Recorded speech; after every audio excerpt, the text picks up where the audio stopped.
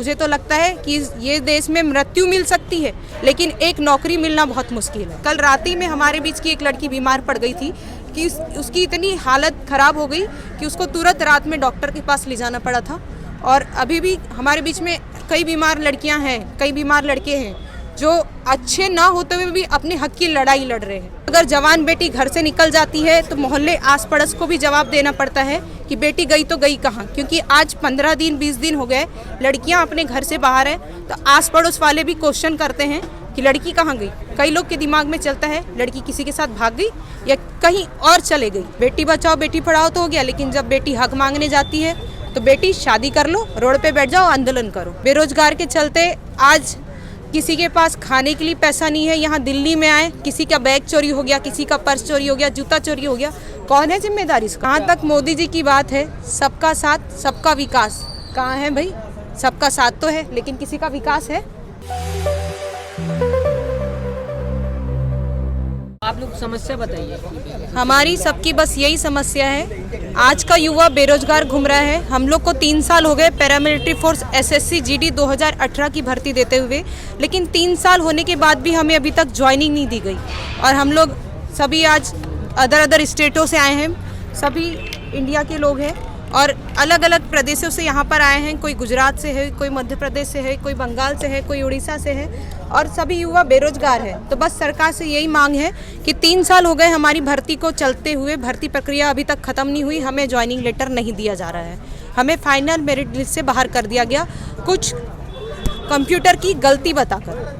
तो ये माना जाए कि सरकार को पता नहीं है या फिर आप लोगों का प्रयास वहाँ तक पहुँच नहीं पा रहा है, मतलब आप लोग लगातार प्रयास कर रहे हो और सरकार की तरफ से कुछ आ नहीं रहा है, क्या माना जाए इसको? हम लोग जब से दिल्ली में आए तब से हमारा प्रयास निरंतर जारी है कि सरकार तक हमारी बात जैसे भी हो, न्यूज़ के माध्यम से हो, आंदोलन के माध्यम से हो या फिर अधिकारियों से मिलने के मामले से हो, हम लोग बस यही प्रयास कर रहे हैं कि सरकार तक हमारी बात पहुँची जाए। जहाँ तक देखा जा सकता है कि सरकार इस मामले को कहीं ना कहीं अनदेखा कर रही है, क्योंकि जहाँ भी हम जा रहे हैं कोई बोलता है ये हमारा मुद्दा नहीं है, कोई बोलता है कि ये आप SSC ऑफिस जाइए, ये उनका मुद्दा है, हम लोग नहीं देखेंगे। मैं खुद अपने जो प्रदेश के सांसद हैं, हमारे संसद महोदय हैं, उनसे भी बात की, उन्होंने भी बोला है कि आप लोग अपना मेमोरेंडम दे दीजिए।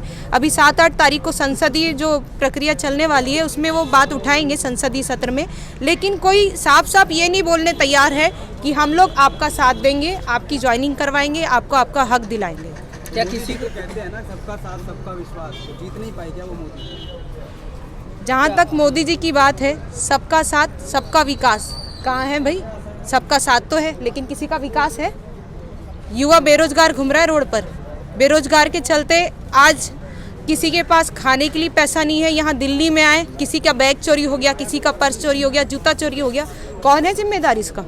सबका साथ सबका विकास ऐसे ही होगा? क्या महिलाएं आगे गई? क्योंकि हमेशा ये बीजेपी कहती है कि बेटी बचाओ बेटी पढ़ाओ, तो क्या महिलाओं ने कोशिश की?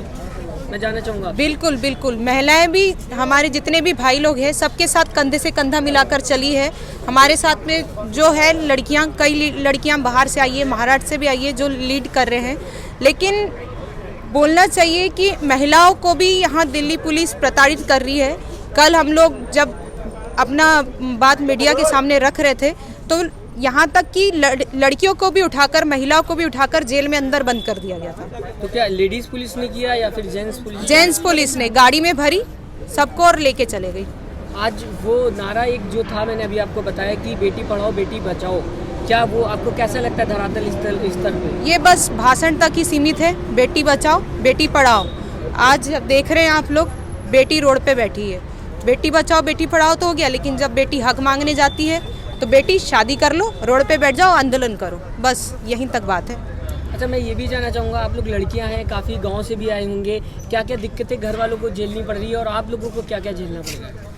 घर वालों को तो बहुत सारी दिक्कतों का सामना करना पड़ता है, क्योंकि सबसे बात है बेटी अगर जवान बेटी घर से निकल जाती है तो मोहल्ले आस पड़ोस को भी जवाब देना पड़ता है कि बेटी गई तो गई कहाँ, क्योंकि आज 15 दिन 20 दिन हो गए लड़कियां अपने घर से बाहर हैं तो आस पड़ोस वाले भी क्वेश्चन करते हैं कि लड़की कहाँ गई। कई लोग के दिमाग में चलता है लड़की किसी के साथ भाग गई या कहीं और चले गई।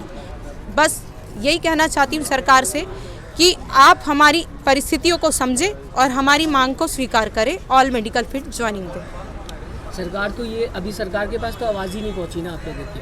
कब तक आप लोग ऐसे करते रहोगे, कब तक दिन पे दिन काटते रहोगे? जब तक सरकार के पास हमारी बात नहीं पहुंच जाती तब तक हम अपना आंदोलन जारी रखेंगे। और जहां तक प्रयास है कि हम लोगों ने थोड़ी बहुत तो ऐसा कर चुके हैं, क्योंकि हम कई मंत्रियों से मिले, कई सांसदों से मिले, तो सरकार की कानों तक भी ये बात पहुंची है, लेकिन सरकार इस बात को अनदेखा कर रही है। ऐसा क्यों लगता है आपको? सरकार अनदेखा क्यों करेगी जब वो रोज़गार देने की बात कह रही थी? बंगाल में तो कह दिया ना उन्होंने कि हम दे रहे हैं, तो अगर उनकी आपकी बात पहुंचेगी तो शायद वो कोशिश करें।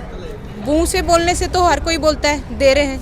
मैं आज यहाँ बोल दूँ कि मैं यहाँ सुसाइड कर रही हूँ, लेकिन लिखित में दो ना भाई कि आप रोजगार दे रहे हो, या यहाँ हम लोग अभी इच्छा मृत्यु की मांग की है, लेकिन राष्ट्रपति जी से भी कोई आश्वासन नहीं आया कि आप लोग को जॉब दी जाएगी। मुझे तो लगता है कि ये देश में मृत्यु मिल सकती है, लेकिन एक नौकरी मिलना बहुत मुश्किल है।